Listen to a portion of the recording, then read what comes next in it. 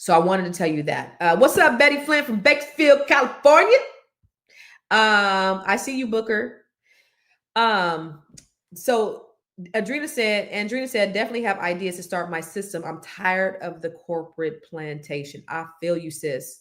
So for those of you, and then I think Isaiah said, I lost my job because of the company is moving out of the city and they are moving the company down south. So I'm looking for a new job and trying to file for disability insurance. So yeah, that's what I'm going through, right? And trying to get my body together too and get better. Is my dispensary next to HD? No, my dispensary is actually in Stockton, California. So I've had it for like maybe 7 years. It's in Stockton. Um, Somebody said, regarding putting your house in a living trust, if the house has a lien in addition to a mortgage, can the house be retitled into the living trust? Yes. Yes. It's not going to protect it from the liens.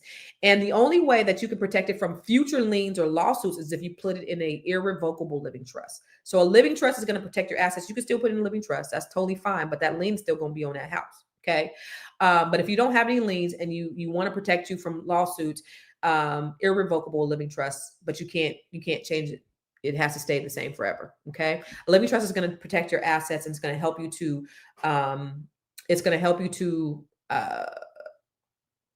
pass your property.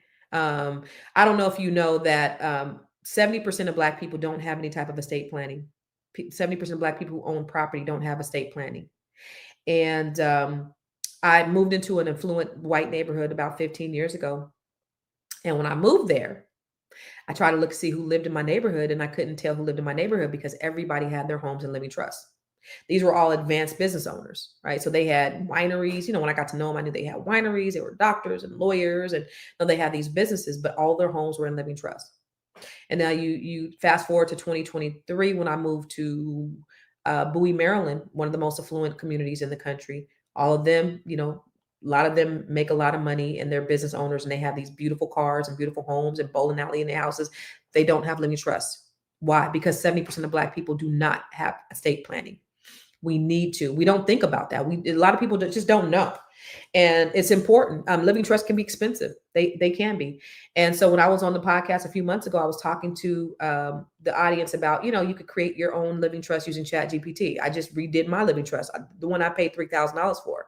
And I redid my living trust using ChatGPT. So I created an ebook. I just stayed home one week and I was like, you know what? I tell people what to do, right? All you gotta do is, and I do this, I'm really good about this. And I had to learn, slow down, step back. Okay, you gotta show people how to do it. You can't just tell them, do this and do this and do this, right?